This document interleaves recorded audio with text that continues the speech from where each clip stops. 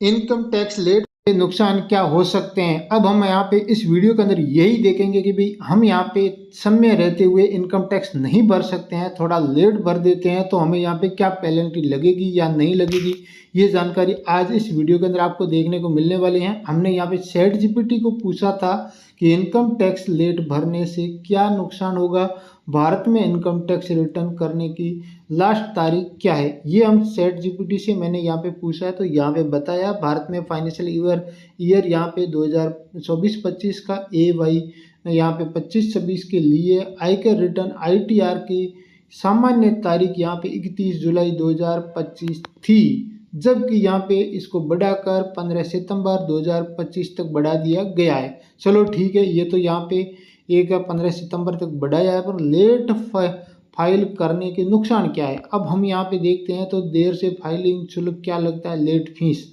यदि आप समय पर 15 सितंबर 2025 तक यहाँ पे नहीं भर पाते हैं, आयकर नहीं भरते हैं, तो आपको यहाँ पे 234 ऐप के तहत 234 ऐप के तहत 1000 से लेके 5000 तक का लेट फीस लग सकता है। ये आपकी आय पर भी निर्भर करता है, आपकी इनकम के हिसाब से ये कम ज़्यादा भी हो सकता है, मतलब ज़्यादा ही होगा कम से कम, ये बताया है।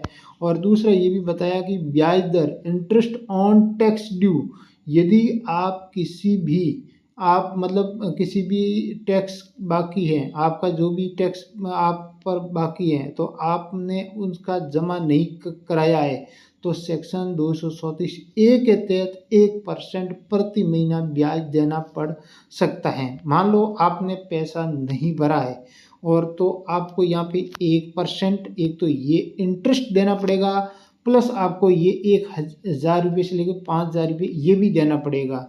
और जब तक आप ड्यू डेट तक जमा न करें तो ये आपका लगेगा। और इसमें ये भी बोला है कुछ छूट मिलना बंद हो सकती है। अब आपको और भी कुछ बेनिफिट मिलने वाले हैं, वो तो आपने एक बार तारीख यहाँ पे ऊपर बढ़ाने के बाद में आपको नहीं मिलेगा। आपका कहीं पे भी टीडीएस कटा हुआ है, मेरे हिसाब से वो भी नहीं मिलेगा। जबकि हम यहाँ पे देख लेते हैं, यहाँ पे लिखा क्या है कि उदाहरण के लिए यहाँ पे ये बताया है कि आपको बिजनेस नुकसान के आगे सेटअप करने का लाभ नहीं मिलता है अगर आप समय पर रिटर्न नहीं भरते हैं। तो यदि आपने समय पर नहीं भरा तो आपको और भी नुकसान, और रिफंड में देरी हो जाएगी। यदि कुछ पैसा रिफंड मिलने वाला है तो वो भी आपको मिलने वाला नहीं है, और नोटिस मिलने की संभावना भी आपको बढ़ जाएगी। आयकर विभाग की तरफ से आपको कोई भी यहाँ पे नोटिस भी आ सकता है, भेज सकता है, खासकर यदि आपकी कमाई या निवेश ज़्यादा है तो। और क्रेडिट लोन प्रक्रिया में भी आपकी बाधा आ सकती है, आपका क्रेडिट स्कोर भी गिर सकता है। यहाँ पे लिखा है कि बैंक या वित्तीय संस्था अक्सर आपने आईटीआर चाहते हैं तो लेट फाइलिंग से आपकी क्रेडिट लोन प्रक्रिया प्रभावित हो सकती हैं। वो आपको टाइम पे लोन भी लेने के लिए बाद में कभी गए तो वो भी नहीं मिलेगा, ऐसा भी हो सकता है।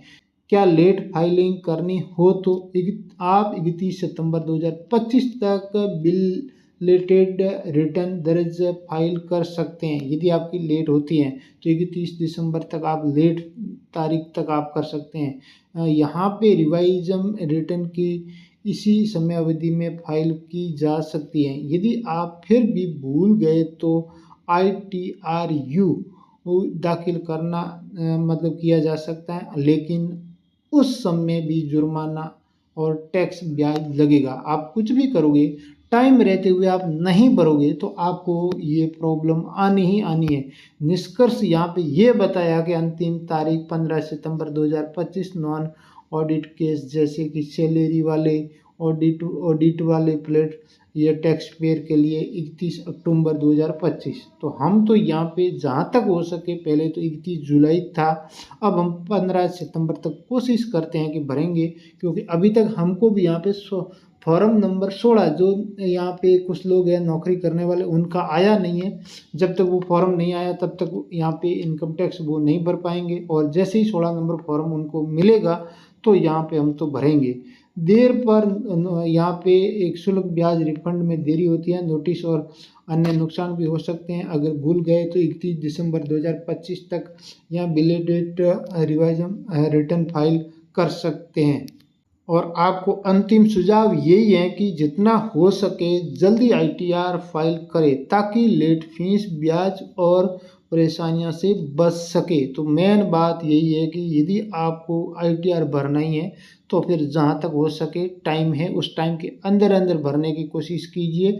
लास्ट तारीख का इंतज़ार मेरे हिसाब से तो नहीं करना चाहिए। जो भी सारे बेनिफिट्स हैं वो आपको आराम से मिल सके। और क्रिप्टो में यहाँ पे ट्रेडिंग करने वाले हैं उनको जो TDS कटा है वो TDS भी यदि आपको लेना है तो यहाँ पे 15 सितंबर से पहले पहले यदि आपने भरा है तो ये आपको आराम से मिल पाएगा। नहीं तो आपको ये रिटर्न मिलने में काफ़ी और देरी लग सकती है, या फिर आपको इनकम टैक्स की तरफ से यहाँ पे नोटिस भी आ सकता है, कुछ भी हो सकता है। इसलिए आप पहले ही आप भरेंगे या आप शायद खुद भरे या किसी और से भरवाए, वो आपकी अपनी मर्जी है। आप कैसे करना चाहते हैं वो आपके ऊपर डिपेंड करता है। आपको ये हमारे द्वारा दी हुई जानकारी कैसी लगी आप हमें कमेंट में ज़रूर बताएं। और आप चैनल पर पहली बार आए हैं तो चैनल को सब्सक्राइब करके बेल आइकन ऑन कर दीजिए।